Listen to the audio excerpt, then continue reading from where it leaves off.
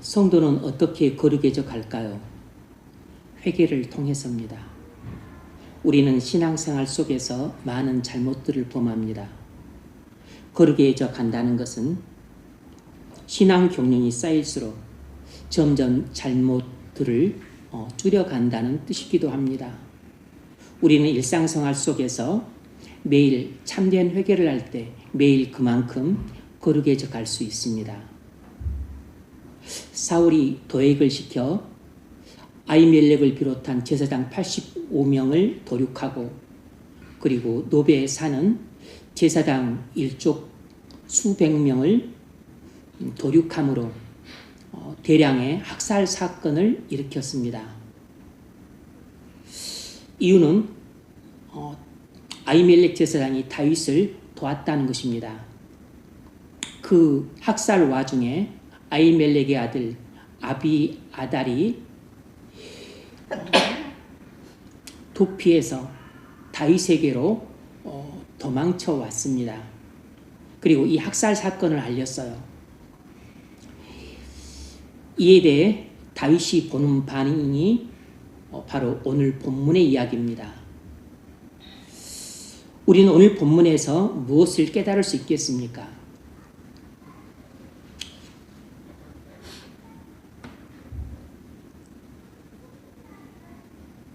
그때 맞다고 생각한 것이 지금 생각해 보니 틀렸다는 것을 깨닫게 된다는 것입니다.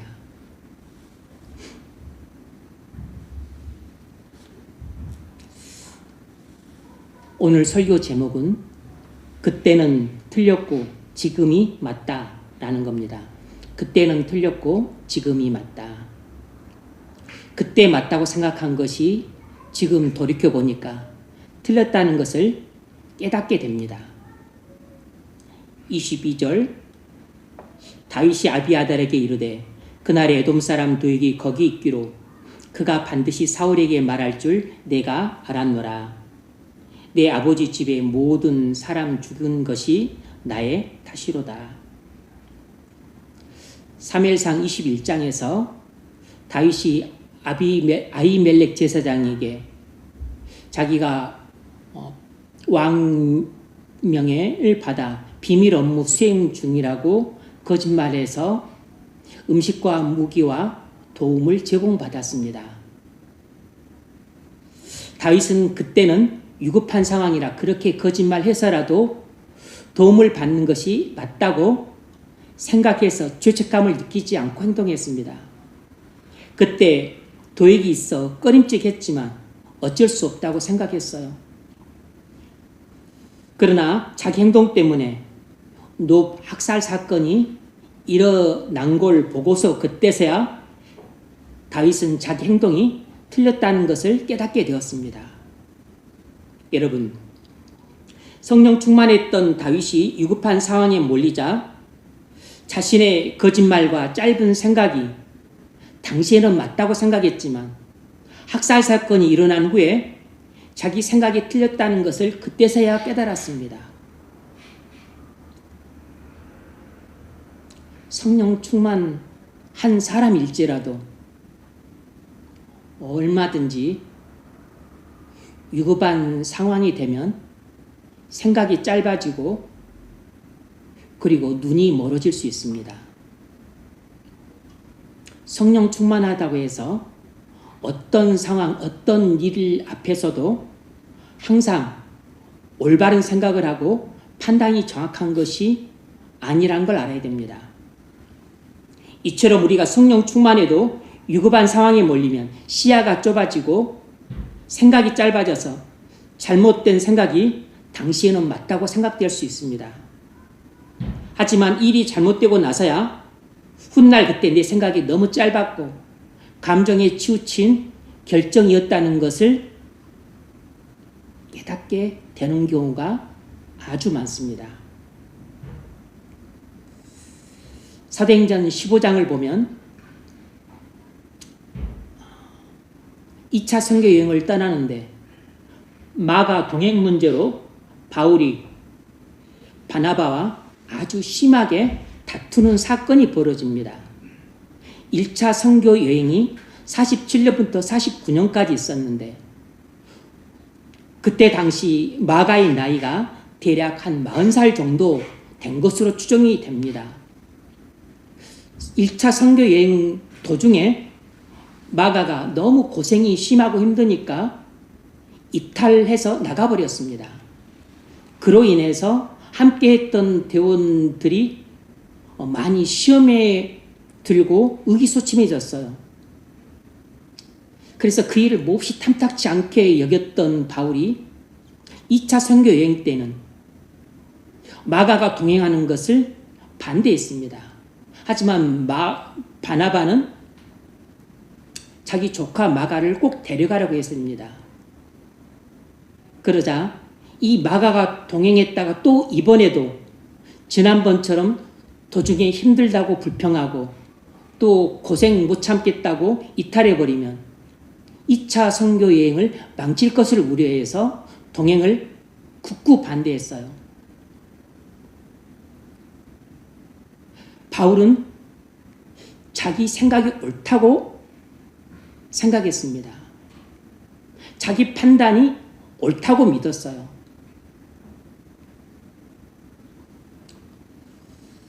그런데 2차 선교여행이 49년부터 51년까지 있었는데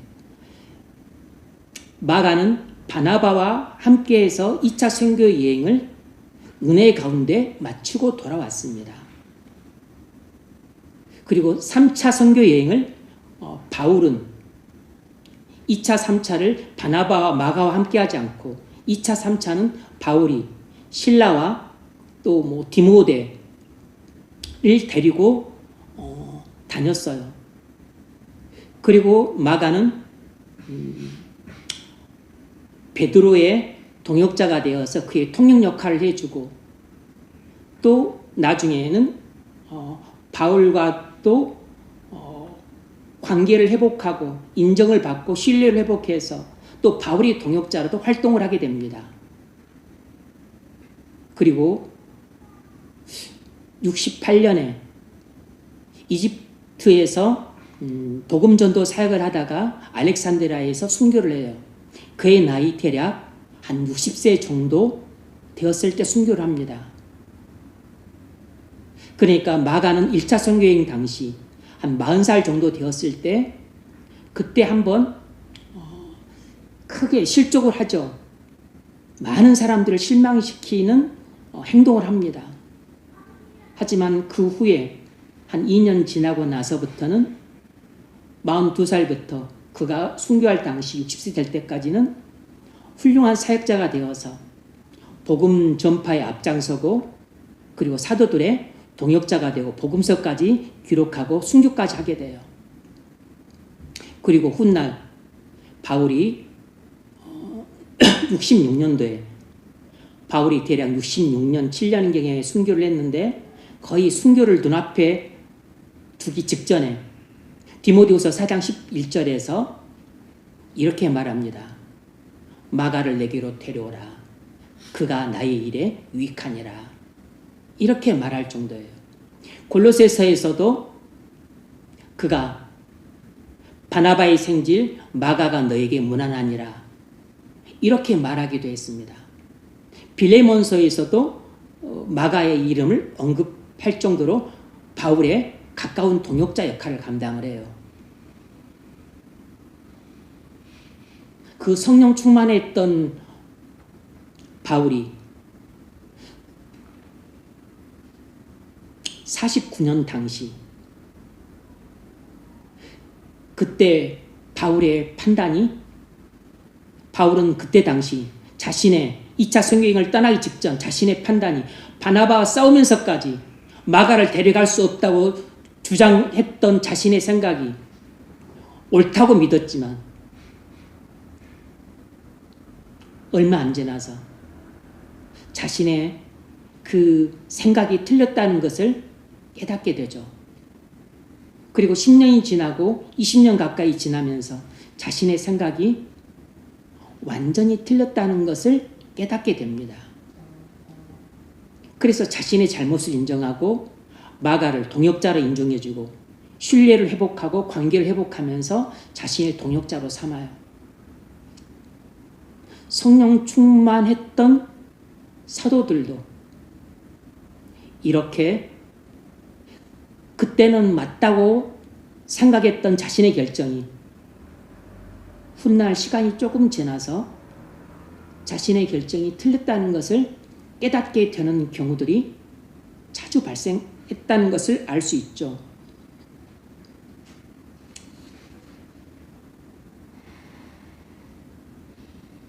여러분, 성령 충만했던 바울이 1차 선교 여행 때 이탈리아에서 실망시켰던 마가를 2차 때에는 동행하지 않는 것이 좋겠다고 생각해서 동행을 주장했던 바나바와 크게 다퉈가면서까지 동행을 반대했어요.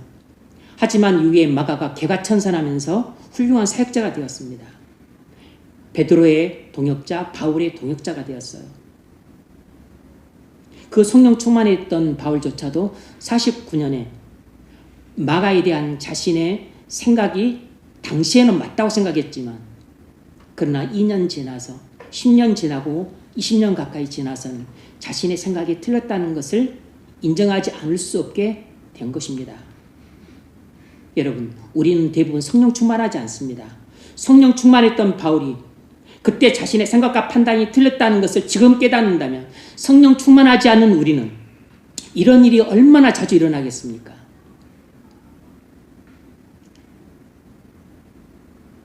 그때는 맞고 지금은 틀렸다는 것을 깨닫게 되는 것입니다. 그때는 맞다고 생각했던 것을 지금 와서 보니까 틀렸다는 것을 깨닫게 돼요.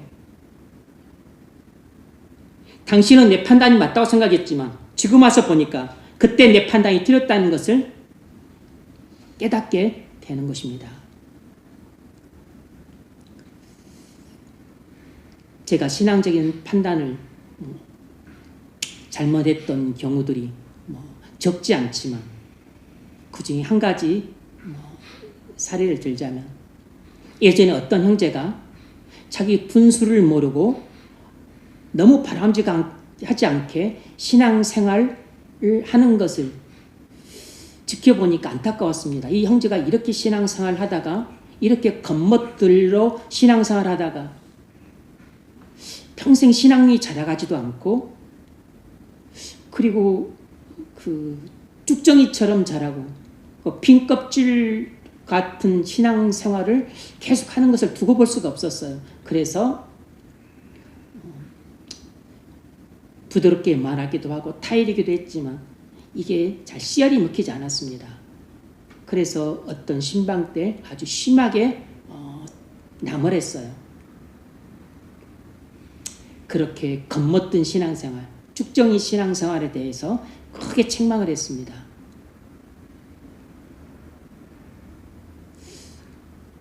영혼을 불쌍히 여기는 마음으로 했죠. 그렇게 신앙생활을 하다가는 천국 가는 줄 눈 감았다가 지옥에 떨어질 것이 걱정이 되어서 그런데 시험에 들었습니다. 교회를 안 나왔어요. 여러 차례 신방을 했지만 마음을 풀지 않았습니다. 한참 후에 어느 정도 마음이 풀려서 교회에 나왔지만 그 후부터 하는 언사가 대단히 바람직하지 않았습니다. 성도들에게 은혜가 안 되고 교회에 덕이 안 됐어요. 제가 이 문제를 심각하게 여겨서 교회에서 내보냈습니다. 그 당시에는 제 판단이 맞다고 생각했어요. 하지만 지금 돌아보면 당시 조치가 과했다고 생각이 듭니다. 더 사랑으로 품어줬어야 됐다고 생각이 들어요. 그냥 오래 참고 기다려주고 그리고 주님이 일을 하시도록 조금 더 인내하면서 기다렸어야 됐는데 너무 성급한 조치였다고 생각이 들었습니다. 당시 제가 신앙적인 판단을 잘못한 것입니다. 너무 과한 조치를 조금 성급하게 취한 거예요.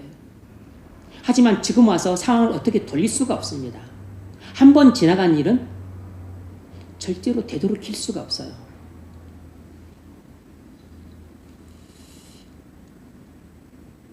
그때는 맞다고 생각해서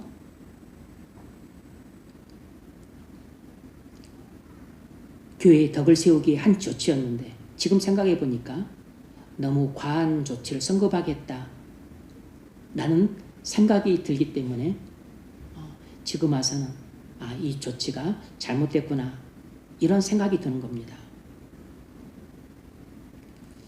신앙적인 판단만 잘못하는 게 아니고 사람을 잘못 보는 경우도 허다합니다.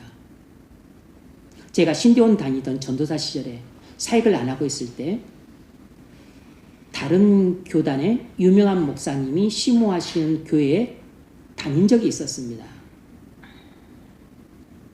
그때 들었던 생각은 이 교회에서 전도사 사역을 하고 싶다는 것이었어요. 이 목사님 밑에서 배우고 싶다는 생각이 아주 강하게 들었습니다. 말씀하시는 것도 시원시원하고 유쾌하고 유머스럽고 호탕하신 것 같고 설교도 청산유수로 잘하시고 또 교수들 연구비 쓰라고 돈도 크게 쓰시고 모든 게 제 마음에 들었습니다.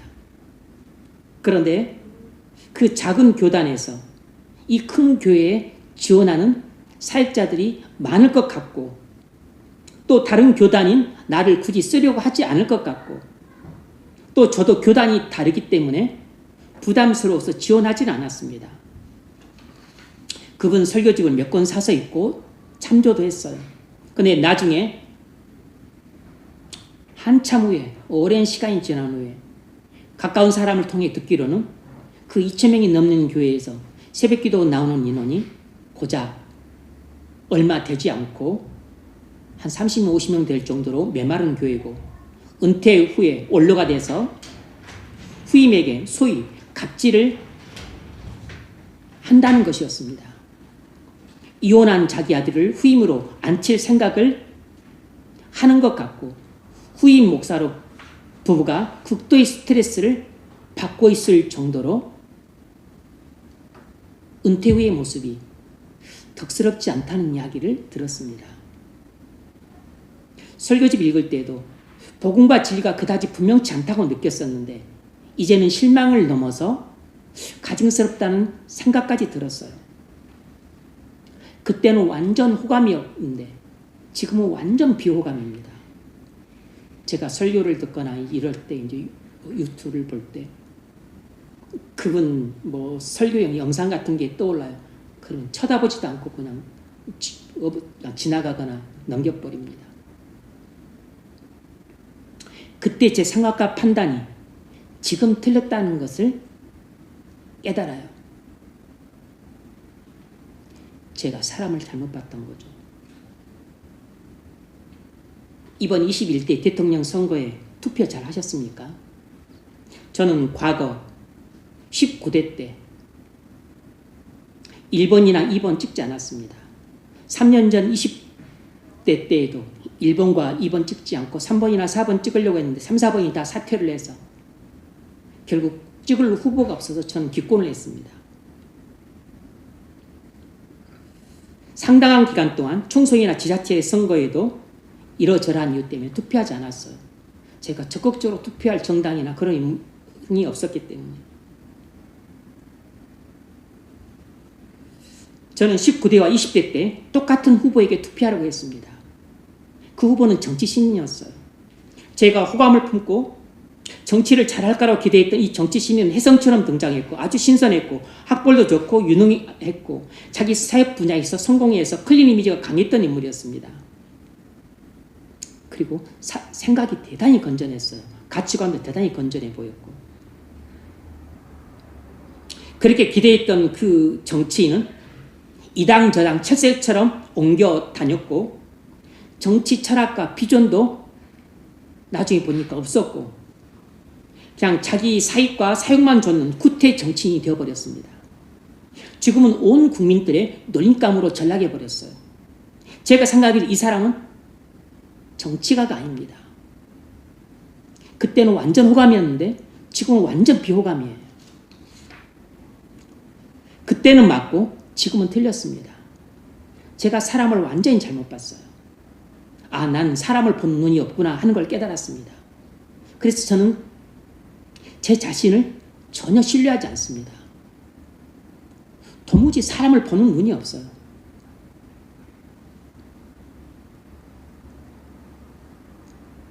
제가 가장 믿었던 사람이 제일 먼저 배신했습니다.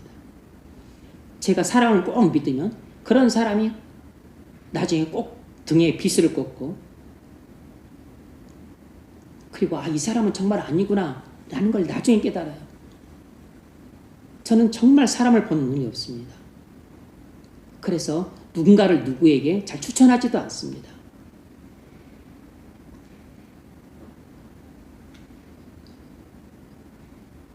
사람을 잘못 본 경우가 한두 번이 아니에요. 정말 믿었던 사람들이 배신했습니다. 저는 사람을 보는 눈이 없어요. 어떤 형제를 선전자매 결혼식 때 10년 만에 만났습니다. 함께 식사하는데 자리에 앉더니 맨 먼저 하는 말이 목사님 죄송합니다 라는 말이었어요. 아주 진심으로 정중하게 그 이야기를 첫마디로 했습니다. 저는 오랜만에 만나서 너무 반가웠고 또 그동안 못다 나눈 이야기를 좀 듣고 싶은 마음에 기대에 부풀었었는데 뜬금없는 소리에 놀랐습니다. 뭐가 죄송해? 그냥 모든 게 다 죄송해요. 그 형제의 말이었습니다.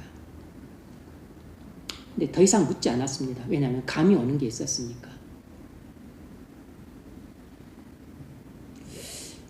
배우자 집안이 천주교를 믿는데 여러 가지 후에 겪게 되는 어려움들 들었습니다. 여러 교회를 옮겨 다닌 이야기들 들었습니다. 현재 교회 담임 목사님 은퇴 문제, 또 교회 생활, 또 본인 의사하고는 관계없이 직장을 여러 번 옮겨 다녔던 것. 그 형제가 10년 만에 나를 만나서 왜 목사님 죄송합니다 라는 말을 진심으로 정중하게 했을까요? 자기 잘못에 대한 용서를 구한 것처럼 들렸습니다. 왜죠? 10년 전에 자기 결정이 맞다고 생각해서 결혼 문제와 교회 문제를 본인 뜻대로 결정을 했습니다. 그런데 10년이 지난 지금 와서 보니까 자기 결정이 틀렸다는 것을 깨달은 것이죠. 뿐만 아니라 그게 하나님께도 죄가 되지만 교회에도 죄가 되고 목사인 내게도 큰 잘못을 저질렀다는 것을 깨달은 것일 겁니다. 그 이야기를 다 퉁쳐서 죄송합니다라는 말로 말하지 않았을까 생각이 들어요. 그때는 본인이 맞다고 확신해서 냈던 결정이 지금 와서 보니까 내 생각이 틀렸구나라는 것을 10년 지난 지금 와서 절실하게 깨달은 것입니다. 여러분, 우리가 자주 경험하는 것이 무엇입니까? 그때 맞다고 생각한 것이 지금 와서 보니 틀렸다는 것을 깨닫게 된다는 것입니다. 그렇습니다. 과거에 내가 맞다고 생각한 것이 현재는 틀렸다는 것을 깨닫게 되는 경우가 부지기수로 많습니다. 우리는 이런 사실을 통해 뭘 깨달아야 됩니까? 특별히 두 가지를 깨달아야 되는데, 첫 번째는 겸손해야 됩니다.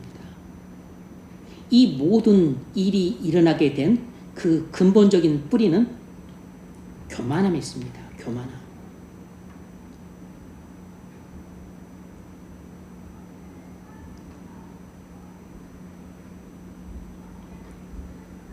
왜 그때 하나님께 나가서 하나님께 묻지 않았나요? 교만했기 때문입니다. 왜 하나님께서 인도해 주실 때까지 기다리지 않았나요? 교만했기 때문입니다. 왜 목사에게 상담을 하고 그리고 목사에게 무엇이 옳은지 어떻게 되는지 묻지 않았나요? 교만했기 때문입니다.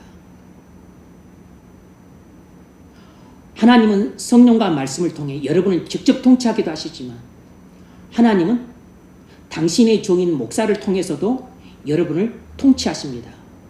하나님께서는 직접 말씀과 성령을 통해 여러분의 갈 길을 인도하시기도 하시지만 하나님은 당신의 종인 목사를 통해서도 여러분의 길을 인도하세요.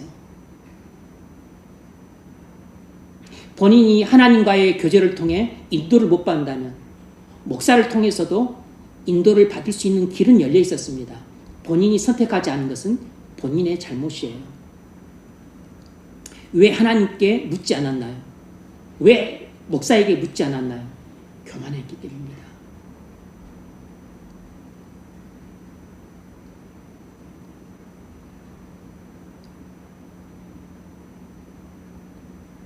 우리는 죄인이기 때문에 우리 생각과 판단은 항상 오류 가능성이 있습니다. 항상 그 점을 염두에 둔다면 교만해지는 것부터 우리 자신을 지킬 수 있습니다.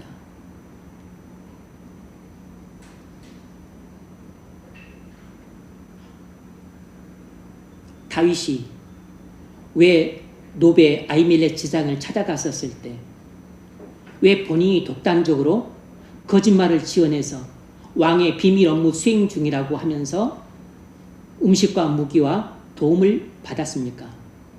교만했기 때문입니다.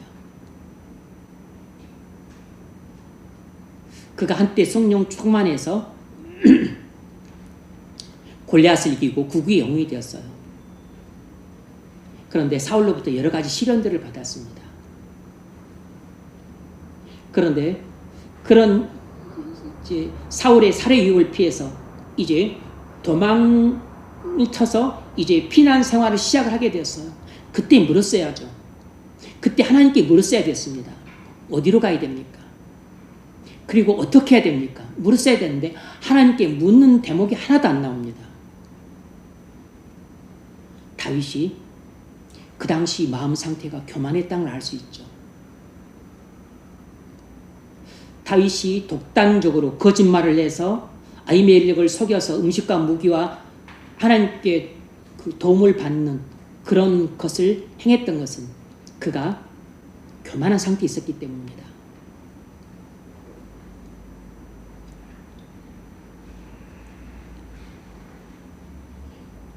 다윗이 교만한 상태에 있었기 때문에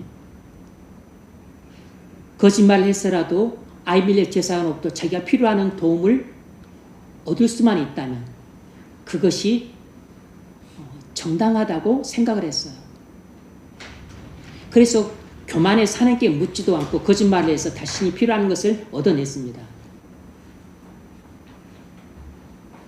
그래서 이 교만한 마음에서 그런 거짓말이라고 하는 행동이 나오고 그리고 그 거짓말을 죄책감도 느끼지 않고 행해서 원앙에서 얻어냈어요.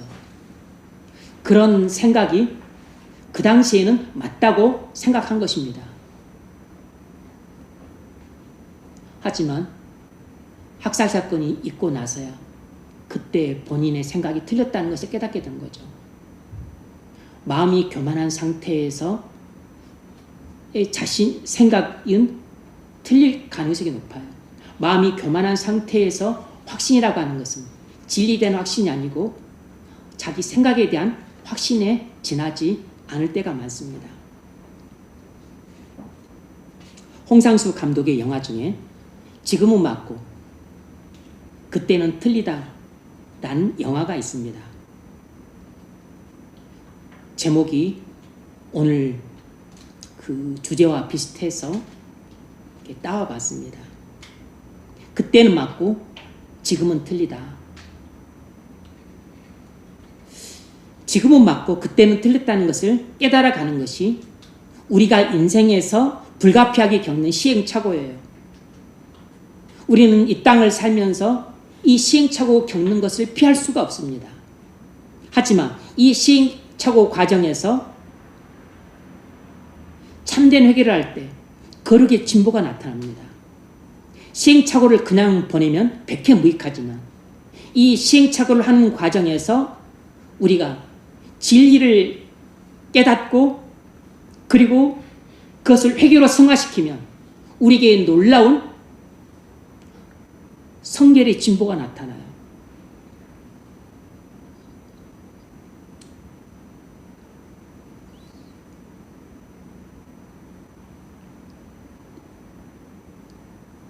다윗이 자기 잘못을 정직하게 인정했습니다.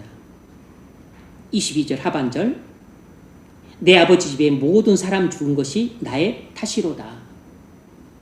노 학살 사건에 단초를 제공한 것이 나라는 것입니다. 물론 주범은 사울이고 도액이지만 그 원인 제공을 한 당사자가 나라는 것입니다. 내게 책임이 있다고 통감을 했어요.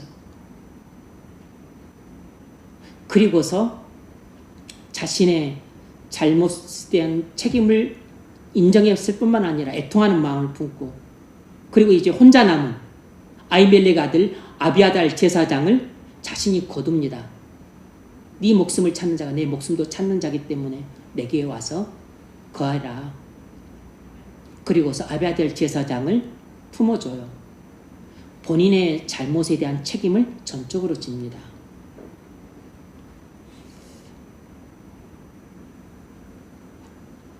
이것이 우리가 깨달아야 될 두 번째입니다. 우리는 많은 경우 그때는 맞다고 생각했던 것을 지금 돌아보면 틀렸다는 것을 깨닫게 돼요. 그래서 우리는 지금을 살아가기 때문에 지금 내가 맞다고 생각하는 것이 또 훗날 돌아보면 틀렸다는 것을 깨닫게 되는 날이 올 가능성이 높아요. 그러므로 지금 아무리 내가 맞다고 생각한다 할지라도 겸손하게 이 문제를 바라봐야 됩니다. 하나님께 물어야 돼요. 하나님께 물어도 응답을 못 받는다면, 하나님과 교제가 막혀있고 잘 응답을 못 받는다면, 그러면 목사에게 물어야 됩니다. 우리가 묻는 방법은 첫 번째 하나님께 있고 두 번째는 목사예요. 말씀을 통해 묻고 기도를 통해 묻습니다. 그리고 그러면 성령께서 말씀이나 기도를 통해 말씀해 주세요. 그걸 못하면 목사에게 물어야 됩니다. 목사에게라도 물어야 돼요. 그럼 목사가 말씀을 통해서 인도해 주거나 또 기도 가운데 성령의 감동을 받아서 말씀의 근거에서 여러분을 인도합니다.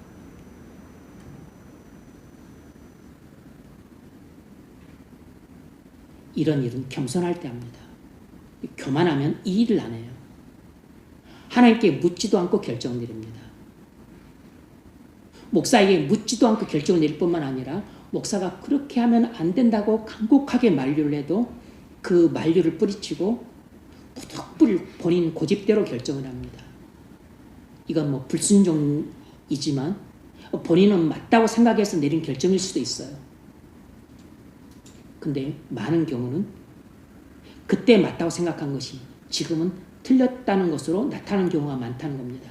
지금 내가 맞다고 생각해서 결정되는 것이 훗날 10년 뒤에, 20년 뒤에, 30년 뒤에 틀렸다는 것으로 판가름 날 경우도 적지 않아요. 그래서 항상 겸손해야 되는 겁니다. 이 노베 학살 사건을 겪은 후에 다윗은 그 다음부터 바뀝니다.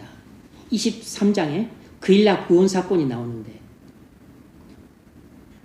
그때부터 보면 다윗은 무엇을 하든지 간에 하나님께 묻습니다. 블레셋이 그일라를 침입했다는 소식을 들어요. 다윗이 하나님께 묻습니다. 하나님, 그일라를 구원하러 갈까요 말까요? 가라.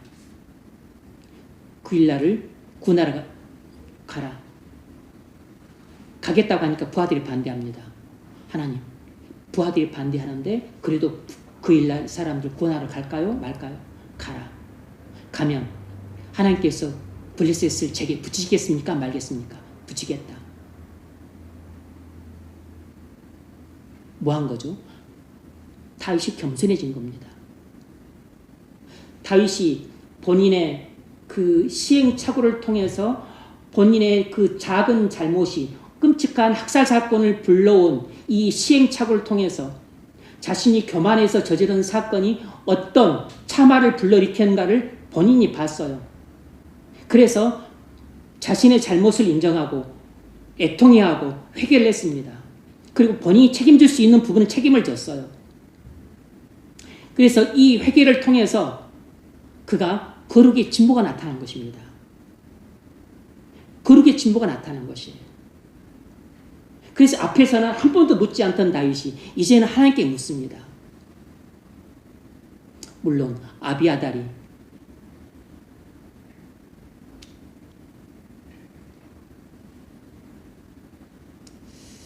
세마포 제사장 옷을 갖고 와서 하나님께 물을 수 있는 길이 열렸기 때문이기도 합니다. 어쨌든 다윗이 하나님께 묻고 있다는 것은 하나님 앞에 지극히 낮아진 상태요, 마음이 겸손한 상태라는 뜻입니다.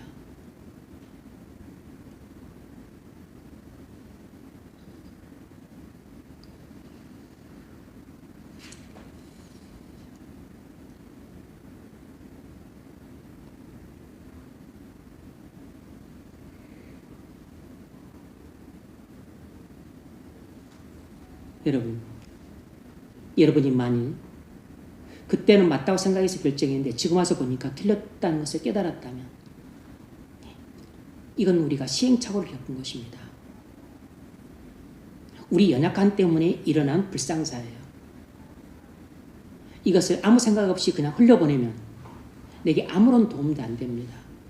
그런데 이것을 가지고 우리가 진리를 깨달아야 돼요. 내가 교만해서 하나님께 묻지도 않고 결정을 내려서 당시에는 맞는 것 같았지만 지금 와서 보니까 틀렸구나. 그래서 내게도 해를 끼쳤지만 다른 사람에게도 해를 끼쳤구나. 나한테도 불이익이 왔지만 다른 사람들에게는 시험거리를 주고 교회에는 덕을 세우지 못하고 교회를 허물어뜨렸구나. 하나님이 영광을 가렸고 그리고 많은 사람들이 피해를 줬구나. 이걸 깨달아야 됩니다. 이걸 깨닫게 되면 애통하는 마음이 들어요. 그리고 회개의 자리로 나가야 됩니다. 이걸 깨달아야 회개의 자리로 나가게 돼요. 그리고 동시에 내가 교만해서 벌어진 일이기 때문에 정말 겸손해야 되겠구나. 이런 겸손에 대한 자각이 생깁니다. 그래서 회개를 통해서 죄 용서함을 받을 뿐만 아니고 또 거룩해질 뿐만 아니라 동시에 더욱 겸손해질 수 있는 겁니다. 다윗에게 이 일이 일어났던 것이에요. 이 본인의 시행착오를 통해서 그가 자신의 죄를 깨닫고 회개했을 뿐만 아니라 동시에 본인의 교만함 때문에 벌어진 일이라는 것을 알고서 겸손해야겠다는 자각과 함께 회개를 통해서 겸손해진 것이에요. 그래서 곧바로 19장, 23장에 와서는 그일라 사건이 일어났었을 때 하나님께 묻지 않고는 행동을 안 했던 겁니다. 만일 조금 전만 같았으면 또 대뜸 그일라를 구하러 가자라고 하든지 부하들이 반대하면 그래 부하들이 반대하니까 하지 말아야겠구나. 이렇게 본인의 독단적인 판단을 내렸든 아니면 사람들의 말에 귀가 얇아서 사람들의 말에 휘둘렸든 이런 식으로 행동했을 가능성이 높습니다. 이건 교만할 때 일어난 일이에요. 근데 겸손했기 때문에 본인의 독단적인 판단을 하지도 않고 하나님께 물었고 부하들이 뜯어 말렸지만 사람들 말에 휘둘리지 않고 하나님께 물어서 하나님께서 가라고 하시니까 이제는 부하들 반대도 뿌리치고 가서 그일라 사람들을 구원해냈고 뿐만 아니라 그래서 하나님께서 또 함께 하신 성도가 된 것입니다. 우리는 이 땅을 살면서 시행착오를 피할 수가 없습니다. 우리는 연약하고 죄인이기 때문에 지금 맞다고 생각해서 결정 내린 것이 훗날 10년 뒤, 20년 뒤에 틀렸다는 것을 깨닫게 되는 경우가 부지기수예요. 그러니까 이런 시행착오를 피하려면 10년 전에 내가 내렸던 결정이 지금 와서 틀렸다는 것을 만약 깨닫는다면 이 시행착오를 갖고 내가 왜 이런 결과가 왔는가를 본인이 생각해야 됩니다. 그래서 회개를 해야 돼요. 그리고 본인의 교만함 때문에 빚어진 일이기 때문에 겸손해야 된다는 자각을 가져야 됩니다. 그리고 참된 회개를 통해서 우리가 겸손해질 수 있어요. 그리고 거룩의 진보가 나타나게 됩니다. 그런데 이런 일을 1년에 한 번씩만 하는 게 아니고 사실은 매일 우리 일상생활 속에서 해야 될 것이에요. 이것이 바로 우리가 일상생활 속에서 하는 회개입니다. 왜냐하면 우리는 매일같이 그렇게 실수와 잘못들을 흔하게 범하기 때문입니다. 근데 일상생활 속에서 흔하게 하는 실수, 그리고 자주 하는 잘못들에 대해서도 우리가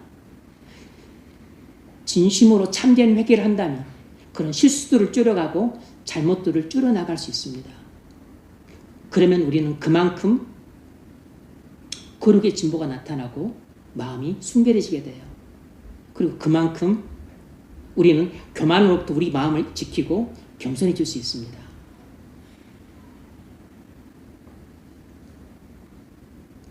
이것이 오늘 본문이 우리에게 주는 교훈입니다. 유다는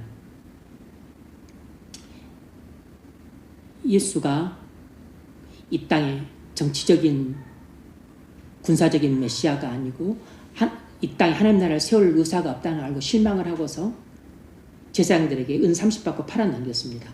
그때는 유다가 자신의 생각이 옳다고 굳게 믿었어요. 단순히 돈 30이 탐이 나서 그랬던 게 아닙니다. 실망했고 이런 예수는 필요 없다고 생각했기 때문이에요. 그런데 불과 며칠 안 지나서 자신의 생각이 틀렸다는 것을 깨닫게 됩니다. 그리고 후회하고 자결을 해요. 이런 일이 일어나면 안 됩니다. 유다도 그때 맞다고 생각했던 것을 지금 와서야 틀렸다는 것을 깨달은 것입니다. 그런데 유다는 후회만 하고 자결로 끝났어요.